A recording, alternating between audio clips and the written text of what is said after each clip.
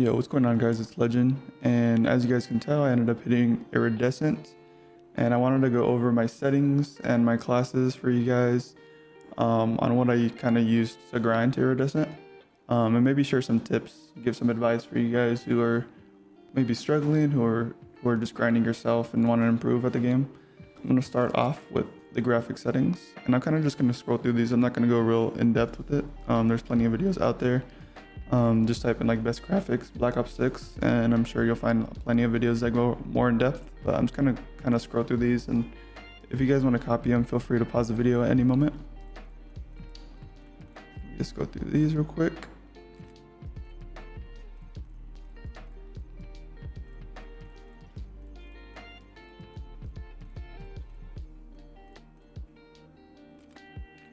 Okay, and then FOV, I would say 100 is kind of what most people play at. I know like most, if not like all the pros play around 100 to 103, which I say is like a safe range to play at. It's just, I think max FOV isn't too great, at least for multiplayer, just because it's really important to be able to see enemies. And 120 is kind of a little like too stretched out. Maybe for Warzone, you know, it's great, but I feel like for multiplayer, it's better to stick around 100. ADS field of view, I'd recommend affected. What this does is basically if you play on independent, zoom in, it's kind of going to zoom in your FOV with it, and it's a little too much. It like zooms in a little bit too much, whereas affected, when you zoom in, it won't completely like zoom in your FOV, which I think is perfect. It allows you to see more around you while you're aiming in. And wide kind of has the same purpose. It basically makes it to where your weapon looks smaller on your screen and allows you to see more. So I would recommend affected and wide. I mean, third person doesn't really matter. Vehicle field of view does not matter. Motion blur, I'd highly recommend turning these off unless you want to be in a montage. Definitely turn these off and put your camera movement at least 50%. So your screen's just not constantly shaking while you're running and moving around, and it allows you to aim better and just move around the map a lot cleaner. And then inverted flashbang, I recommend putting this on so you're not just completely destroying your eyes. Basically makes it to where instead of the screen going white when you're flashed, it just goes dark. And then now we're going to talk about the controller settings, which are probably like the most important settings, or at least the settings that people care about the most. Button layout default, stick layout default, sensitivities. For those of you who don't know, they put out an update like 2 months back, I want to say, something like that, where instead of like the usual sensitivity scale that Call of Duty used to be on, where it was like, you know, 1 through 12, I think it was in Black Ops 2, or 1 through 20, or 1 through 10, or whatever it was, like from minimum to maximum sense. They instead made it a decimal scaling system. So I guess they made it to where you can like really fine tune your sense. But I mean, Call of Duty fashion, it's like they always put unneeded settings, at least in my opinion. I don't think anyone had an issue with just like the normal setting system that they had. But I was playing on 6.6 prior to the update, and then when I played after the update, it was on 1.4. Now I kind of played on 1.4 for a bit, and it wasn't too bad, but a lot of people were kind of talking about 1.6 and how good it feels in game. So I ended up bumping it up to 1.6, and since then I haven't changed it back. And I completely agree with the people saying that 1.6 is the way to go. It just makes your aiming feel a lot more responsive, to be honest with you. When I switched, I feel like my aiming was a lot better, of course a lot quicker, and I feel like the micro adjustments was a lot cleaner and a lot easier for me. It kind of felt like I was tuning the dead zones in a way. Just felt like better aiming and better stick movements all around. So I definitely recommend 1.6, and then those are all off. Controller vibration off, trigger effect off, dead zone inputs. So I play with my left stick minimum at 0, and then my left stick max at 70. So basically I want my left stick to be as sensitive as possible, so that's why the minimum's at 0. For my left stick max, I have it at 70. So basically, my stick registers kind of sooner than if you were to have it at 100. If you have it at 100, if you notice the red part around the circle, or the red ring around the circle, I should say, gets smaller and smaller as you go up, meaning you have to completely move your stick all the way to that outer circle for it to start registering. So the reason why I have it at 70 is because that's my movement stick. So I want to start moving. As soon as I'm moving the stick, I just feel like it allows you to have like better strafes, just better movement in general. And just like I said, just kind of makes it more responsive. The right stick minimum I have on 3. And this is kind of just personal preference, or like more so personal to you and your controller. If your controller has stick drift, just move it up until you no longer have stick drift. As simple as that. For me, 3 is perfect. Right stick maximum is 99. And then left trigger and right trigger I have at 0. So basically they're gonna register as fast as possible, which I have like the mouse click triggers anyways on my controller. So it's not too big of a deal, but I would still recommend playing on 0 on both of these, just for the fastest response time possible with aiming and shooting. And then on the aiming tab, please have aim assist on. Do not play with aim assist off. Make sure that's on. Aim advanced settings for ADS, sensitivity, transition timing. Make sure to put this on instant, or at least I'd recommend putting on instant. Just makes it to where when you aim down sights, it goes from your regular sense to your aim down sight sense immediately, like as soon as you start aiming in. And it just makes it to where it's more fluid with your aiming. Third person doesn't matter. And then dynamic is kind of essential nowadays. Dynamic just makes aim assist super strong, basically. I'm not sure how much this matters. I don't know what the default is at, if it's at 1 already, but I just play at 1. I don't really tweak this setting. So yeah, dynamic and then 1 is a must for sure. And then custom sensitivity per zoom, kind of personal preference. I don't think it really affects. I mean, low zoom is the only one that would affect ranked because you're only using low zoom sights anyways. So movement. A lot of people play with sprint assist on at 0. I have these on, but it doesn't matter because this is off anyways. I don't play with this on at all. I personally feel like it messes with my movement, to be honest with you. I feel like I'm kind of too slippery when I use this setting, and I kind of wanted to be more in control of my movement. So I have this setting turned off. Mantle assist I have off, and I have all these things off as well. Crouch assist off, corner slice off. And the corner slice, for any of you who don't know, is basically the new mechanic they added in this game where you kind of tilt around corners or around like edges of a wall. I just turned it off because I didn't want it affecting my aim at any moment. I play on hybrid. I'd recommend, if you really want to like maximize your potential when it comes to like your mechanics and your movement in game, switching to hybrid. It is a learning curve for sure, but I feel like once you master it, like I said, it kind of like allows you to play at your full potential if you master that setting. It takes a while to get used to, but once you get used to it, it's like you don't even think about it. So I'd recommend hybrid. I'd strongly recommend hybrid if you guys are able to learn how to play it. If not, I think, what's the setting? The slide only, I think would be the second best for me, in my opinion. I think slide only is the one where it's no delay. I think slide only would be the wave if you're not playing with hybrid. Yeah, slide only for sure. Because if you play on tap to slide and hold to dive, there's gonna be like delay when you go to slide. So I just recommend playing on slide only if you're not gonna do hybrid, which means you won't be able to dive, but you'll be able to slide and not have to worry about diving accidentally or anything. Sprint restore I have on, which basically allows me to resume sprinting after any action without having to click in the stick again. And then slide maintain sprint, I basically slide and then Once I come out of the slide, I'm in sprint. And then parachute, doesn't matter. Mantle cancels reload I have on, just like personal preference. And then the movement advanced settings, sprint tactical behavior I have toggle. Definitely don't play with the setting on hold. That sounds terrible. Auto move forward I have off, door peek off, granted mantle off, single tap run is what I play on. Basically, think of it as just like classic COD. You click it once and you're at your full speed.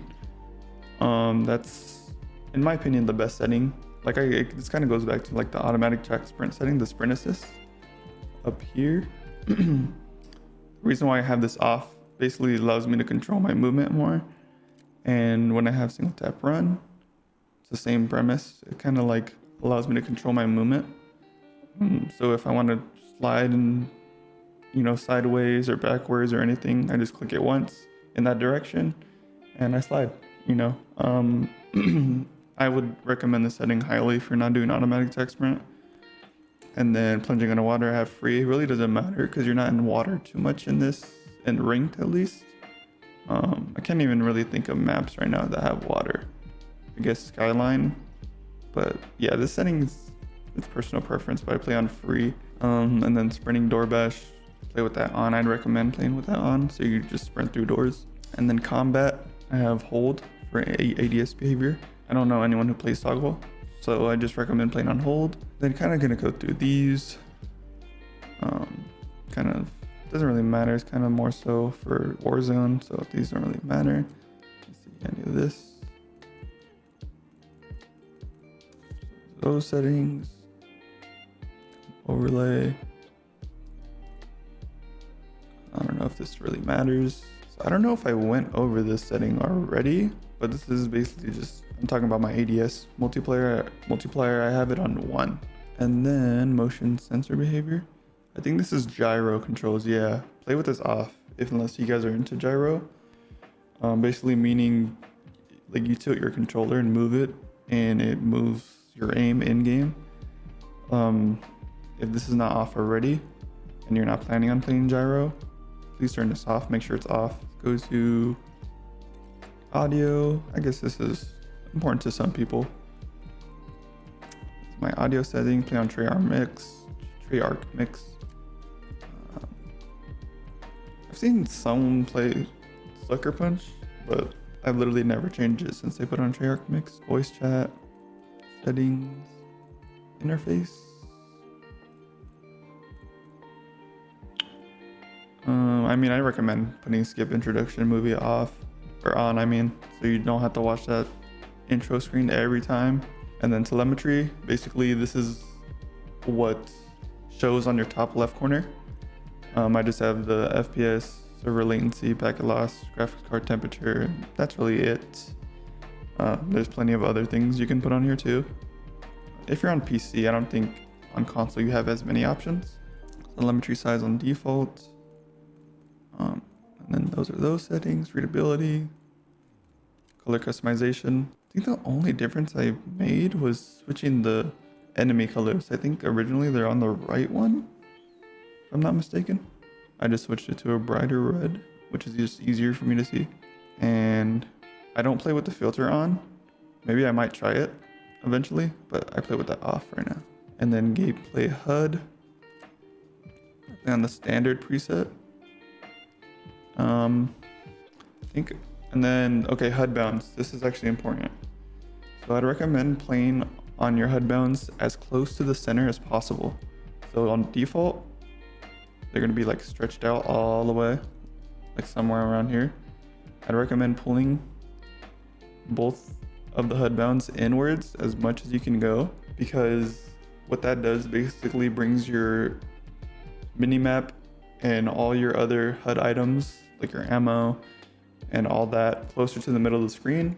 So basically allowing you to quickly look at your minimap and look at any information you need to as quick as possible, and putting your screen back to the middle, you know, like centering your eyes back to the middle. It makes it easier just to like look real quick and then get back into the gameplay.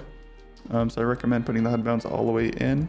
I recommend putting the minimap shift to square. It just allows you to see more of the minimap versus the default circle. Minimap rotation, I play with that on. And then radar have off, minimap. I don't really mess with those settings. I'd recommend, sorry, full name. The player names kind of help out more than you might think, because even though you might not see an enemy, their name might pop up and give them away. So, I mean, I'd recommend putting full name, to be honest. And then for the crosshair, I have static. And then the only thing I really changed was the color. I use like a cyan color. If you want to copy that, there it is. Just my preference. All these are on 100. Okay, those just like the opacity. So basically how clear it is on your HUD. Just have these on 100. I haven't really messed with those. And then also I kind of wanted to just add that if you wanted to kind of like be able to quickly access certain settings that you have, you can press triangle or Y if you're on Xbox, and it favorites that setting. So when you come over to quick settings, it will have all the settings that you favorited.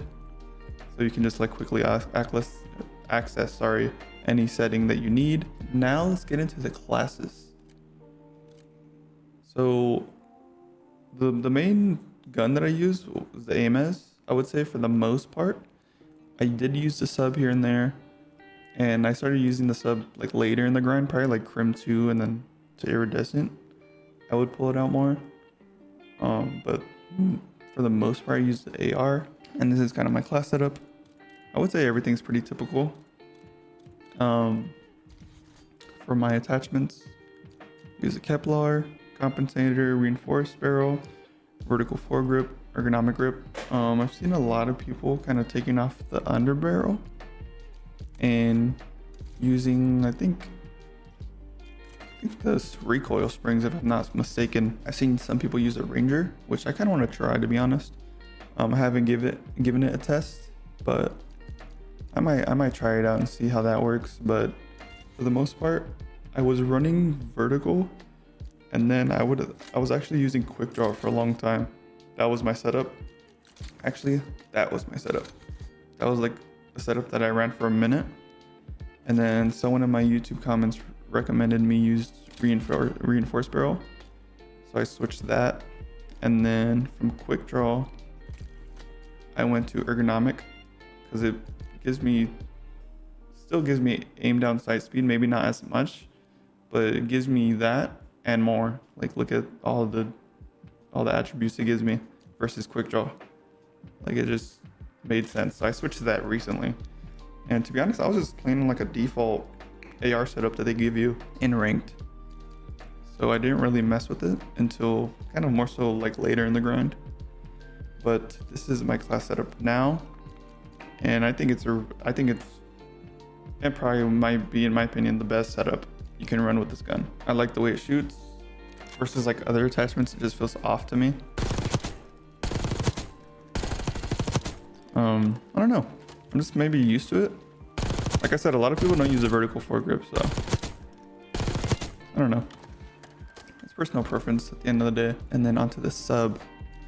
So this is kind of my class setup.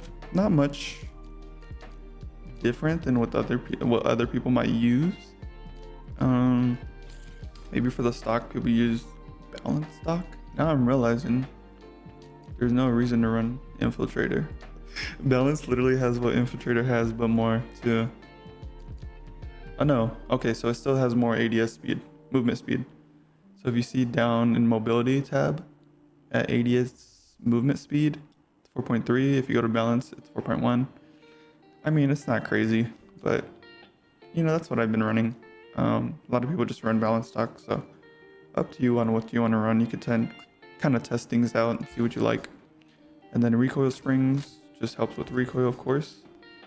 Other than that, I think these three are kind of like, everyone runs these three at least. And then I definitely run recoil springs because we have the option now. And then this, you go, balance stock if you want, or infiltrator, up to you.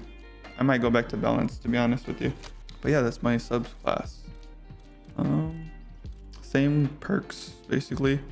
I do want to try dexterity, because I've heard people talk about dexterity.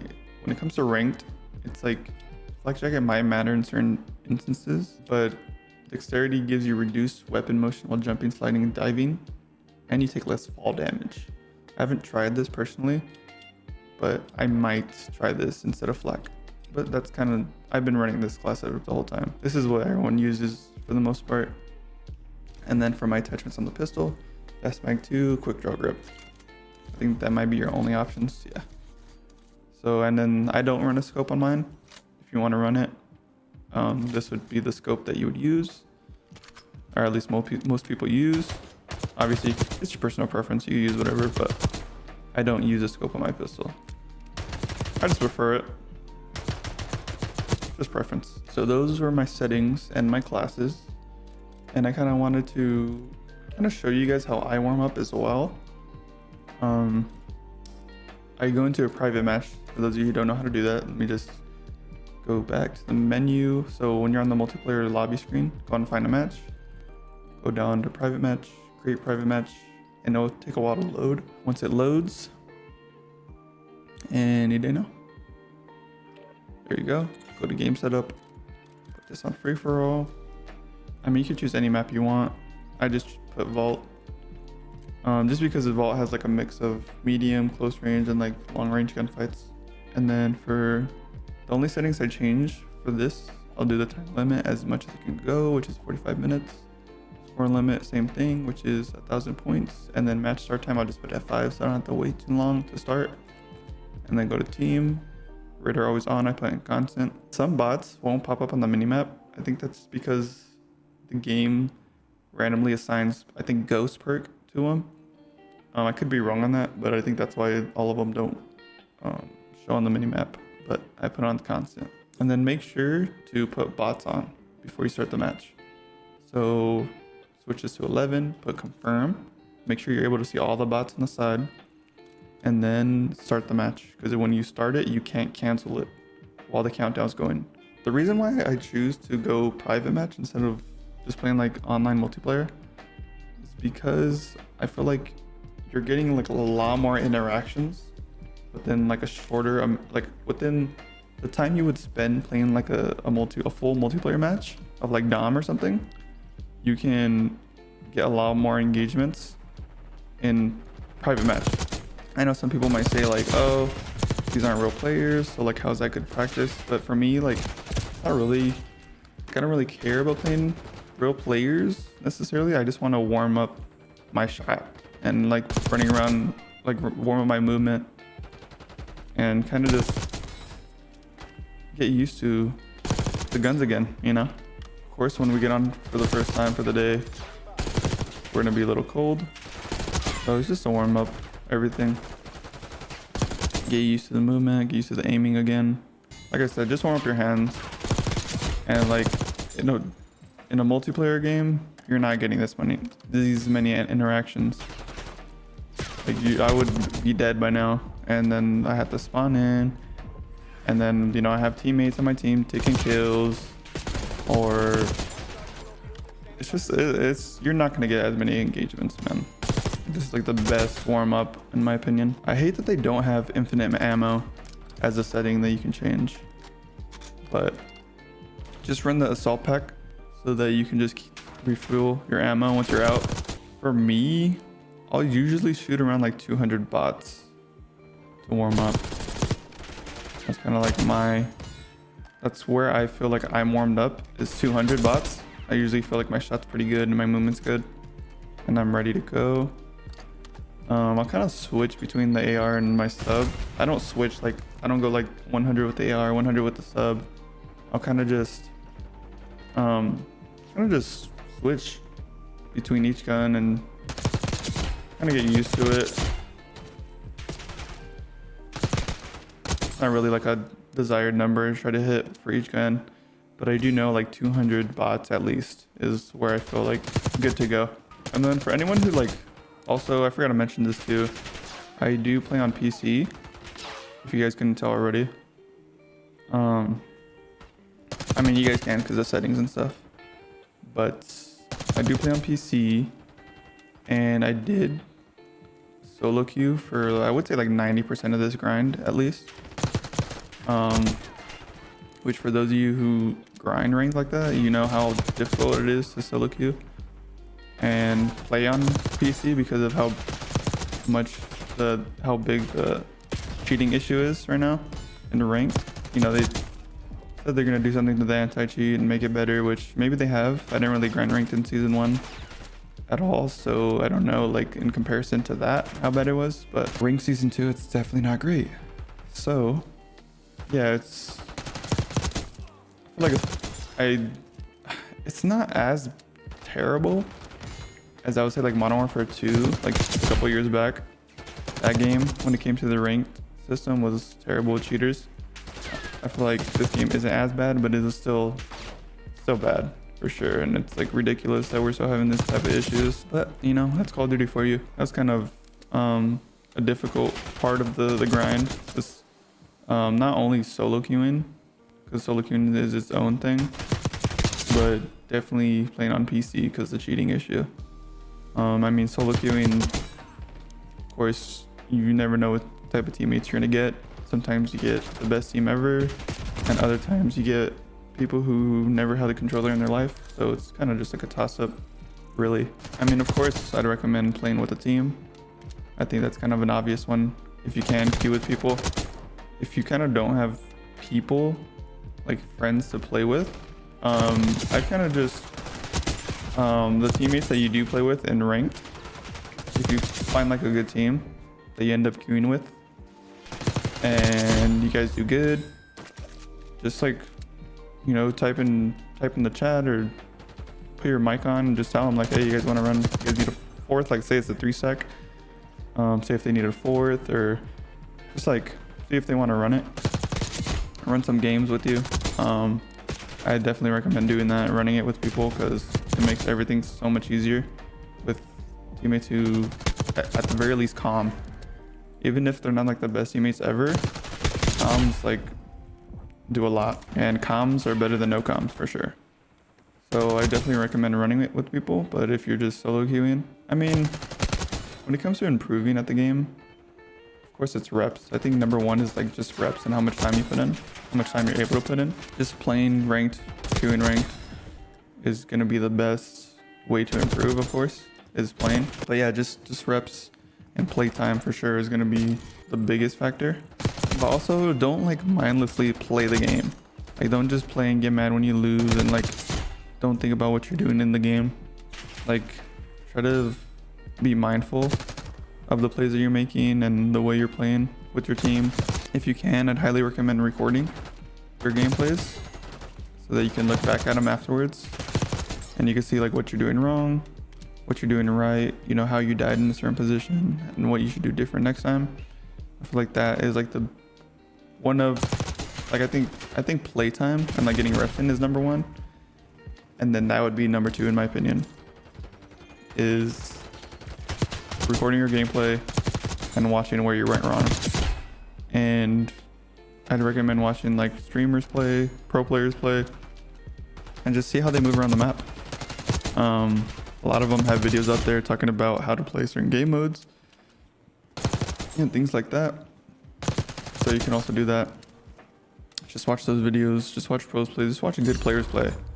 I think that's very important because it kind of opens up your mind to things you didn't think of yourself. And pro players are pro players for a reason. They know how to play the game.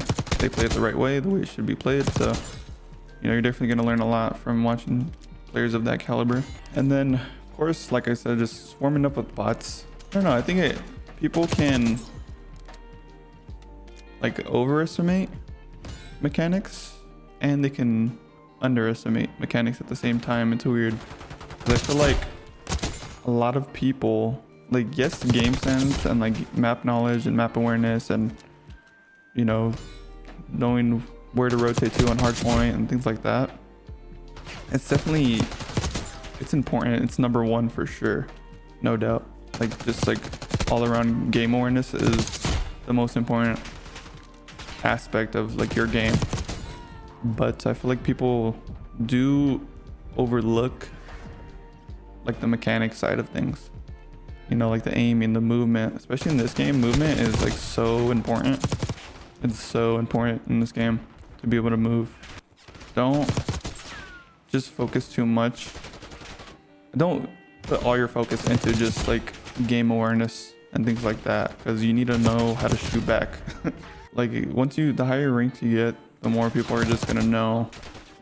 The more people are gonna be able to shoot straight and move around like crazy, all cracked out. And it's important for you to be able to do that as well, to be able to play with those type of players. So don't overlook your movement.